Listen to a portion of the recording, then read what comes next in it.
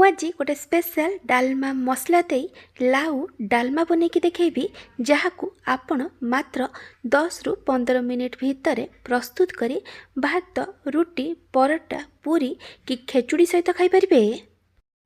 ମୁଁ ଆକୁ ବିନା ପିଆଜ ରସୁଣରେ ବନେଇବି। ଏହାଦ୍ୱାରା ଆପଣ ଯେଉଁ ଦିନ ପିଆଜ ରସୁଣ ଖାଉନାହାନ୍ତି ସେ ଦିନମାନଙ୍କରେ ବି ଆକୁ ପ୍ରସ୍ତୁତ କରି ଖାଇପାରିବେ। ନମସ୍କାର, ଟ୍ୱିଙ୍କଲ୍ କିଚେନ୍କୁ ଆପଣମାନଙ୍କୁ ସ୍ୱାଗତ।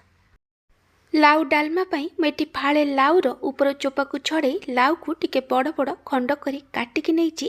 ତା ସହିତ ମୁଁ ଏଠି କଖାରୁ ଆଉ ଆଳୁକୁ ବି ଟିକେ ବଡ଼ ବଡ଼ ଖଣ୍ଡ କରି କାଟିକି ନେଇଛି। କଖାରୁ ଏଠି ଅପସନାଲ୍ ଅଛି, ଆପଣ ଚାହିଁଲେ ଖାଲି ଆକୁ ଲାଉ ଆଳୁରେ ବନେଇ ପାରିବେ। ଲାଉର କ୍ୱାଣ୍ଟିଟି ଅଧିକ ରଖିବେ, କଖାରୁ ଆଉ ଆଳୁର କ୍ୱାଣ୍ଟିଟି କମ୍ ରଖିବେ। ତା ସହିତ ମୁଁ ଏଠି ଗୋଟେ ଗିନା ହରଡ଼ ଡାଲି ନେଇଛି। ଡାଲି ପରିବାର କ୍ୱାଣ୍ଟିଟି ଆପଣ ଆପଣଙ୍କ ହିସାବରେ କମ୍ ବେଶୀ କରିପାରିବେ। ମୁଁ ଏଠି ପ୍ରେସର କୁକରରେ 3 ଗିନା ପାଣି ଦେଇଛି। ଏବେ ଆମେ କାଟିକି ରଖିଥିବା ପରିବାକୁ ଭଲସେ ଧୋଇକି ପାଣିରେ ଦେଇଦେବା। ତାପରେ ମୁଁ ପ୍ରେସର କୁକରରେ ଡାଲିକୁ ଭଲସେ ଧୋଇକି ଦେଇଦେଇଛି। ଏବେ ଆମେ ଏଥିରେ ସ୍ୱାଦ ଅନୁସାରେ ଲୁଣ ପକାଇବା। ତାପରେ ମୁଁ ଏଥିରେ 1/3 ଟେବୁଲ ସ୍ପୁନ୍ ହଳଦୀ ଗୁଣ୍ଡ ଦେଇଛି। ତାପରେ ମୁଁ ଏଥିରେ 1 ଇଞ୍ଚର ଅଦା ଆଉ 2ଟା କଞ୍ଚା ଲଙ୍କାକୁ ଛେଚିକି ପକାଇଛି। ଆପଣଙ୍କୁ ଯେତିକି ରାଗ ଦରକାର ସେ ଅନୁସାରେ କଞ୍ଚା ଲଙ୍କା ନେବେ। ତାପରେ ମୁଁ ଏଥିରେ 2ଟା ତେଜପତ୍ର ଆଉ ଗୋଟେ ମିଡ଼ିୟମ୍ ସାଇଜ୍ ଟମାଟୋକୁ ଛୋଟ ଛୋଟ କରି କାଟିକି ପକାଇଛି। ଏବେ ଆମେ ସବୁକୁ ଭଲସେ ମିକ୍ସ କରିଦେବା।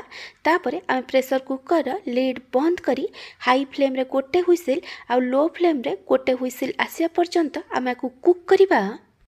ଡାଲମା ସିଝୁଥିବା ଭିତରେ ଚାଲନ୍ତୁ ଏବେ ଆମେ ଡାଲମାରେ ଦେବା ପାଇଁ ଗୋଟେ ମସଲା ବନେଇବା।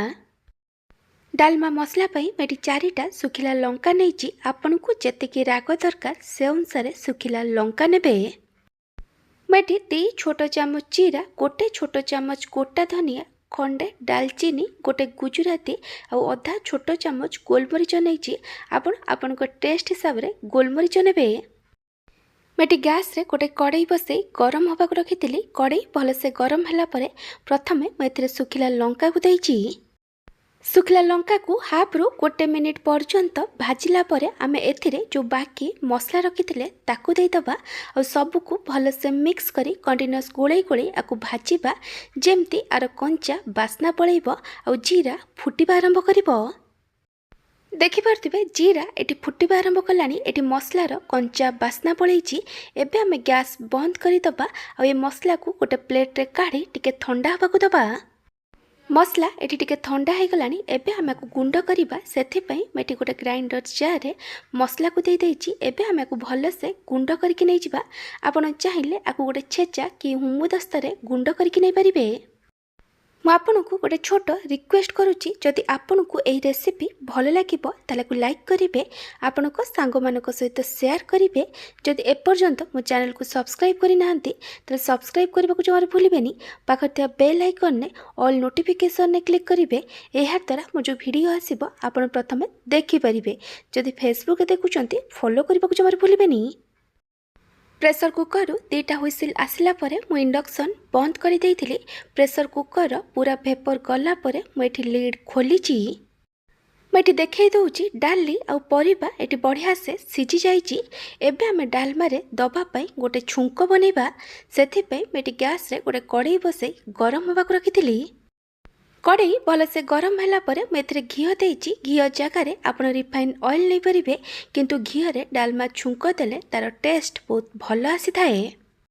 ଘିଅ ଭଲସେ ଗରମ ହେଇଗଲା ପରେ ମୁଁ ଏଥିରେ 2ଟା ଶୁଖିଲା ଲଙ୍କା ଆଉ 2 ଛୋଟ ଚାମଚ ଜିରା ପକାଇଛି। ଆ ଜାଗାରେ ଆପଣ 5 ଫୁଟଣ ପକାଇ ପାରିବେ। ଜିରା ଶୁଖିଲା ଲଙ୍କା ଭଲସେ ଭାଜି ହେଇଗଲା ପରେ ମୁଁ ଏଥିରେ 1/3 ଟେବୁଲ ସ୍ପୁନ୍ ହେଙ୍ଗୁ ପକାଇଛି। ଆପଣ ଏଥିରେ ନିହାତି ଭାବେ ହେଙ୍ଗୁ ପକାଇବେ। ଏହାଦ୍ୱାରା ଡାଲମାର ଟେଷ୍ଟ ବହୁତ ଭଲ ଆସିବ। ସବୁକୁ ଭଲସେ ମିକ୍ସ କରି 20ରୁ 30 ସେକେଣ୍ଡ ପର୍ଯ୍ୟନ୍ତ ଫ୍ରାଏ କଲା ପରେ ଆମେ ଏଥିରେ ସିଝେଇକି ରଖିଥିବା ଡାଲମାକୁ ଦେଇଦେବା ଆଉ ସବୁକୁ ଭଲସେ ମିକ୍ସ କରିଦେବା। ଏବେ ମୁଁ ଏଥିରେ ନଡ଼ିଆ କୋରା ଦେଉଛି। ଆପଣ ଆପଣଙ୍କ ଟେଷ୍ଟ ହିସାବରେ ନଡ଼ିଆ କୋରା ଦେବେ। ଏବେ ଆମେ ସବୁକୁ ଭଲସେ ମିକ୍ସ କରି ଡାଲମାକୁ ହାଇ ଫ୍ଲେମ୍ରେ 1ରୁ 2 ମିନିଟ୍ ପର୍ଯ୍ୟନ୍ତ କୁକ୍ କରିବା। ଏଠି 1ରୁ 2 ମିନିଟ୍ ହେଇଗଲାଣି। ଡାଲମାକୁ ଆଉ ଥରେ ଭଲସେ ମିକ୍ସ କରିଦେବା ଆଉ ଗ୍ୟାସ୍ ବନ୍ଦ କରିଦେବା। ଏବେ ମୁଁ ଏଥିରେ ଡାଲମା ମସଲା ପକାଇଛି। ଆପଣ ଆପଣଙ୍କ ଟେଷ୍ଟ ହିସାବରେ ଡାଲମା ମସଲା ପକାଇବେ। ଆପଣ ଚାହିଁଲେ ଏଠି କିଛି କାଟିକି ଧନିଆ ପତ୍ର ପକାଇ ପାରିବେ। ଏବେ ଆମେ ସବୁକୁ ଆଉ ଥରେ ଭଲସେ ମିକ୍ସ କରିଦେବା। ଲାଉ ଡାଲମା ଏଠି ରେଡ଼ି ହୋଇଯାଇଛି। ଆପଣ এই ରେସିପିକୁ କେଉଁ ଜାଗାରୁ ଦେଖୁଛନ୍ତି କମେଣ୍ଟ ସେକ୍ସନରେ ଜଣାଇବେ। ଯଦି ଆପଣଙ୍କୁ ଏହି ଲାଉ ଡାଲମାର ରେସିପି ଭଲ ଲାଗିଥିବ ତାହେଲେ ଆକୁ ଲାଇକ୍ କରିବେ। ଯଦି ଏପର୍ଯ୍ୟନ୍ତ ମୋ ଚ୍ୟାନେଲକୁ ସବସ୍କ୍ରାଇବ୍ କରିନାହାନ୍ତି ତାହେଲେ ସବସ୍କ୍ରାଇବ୍ କରିବାକୁ ଜମାରୁ ଭୁଲିବେନି। ଫେସବୁକରେ ଦେଖୁଥିଲେ ଫଲୋ କରିବାକୁ ଜମାରୁ ଭୁଲିବେନି। Thank you for watching.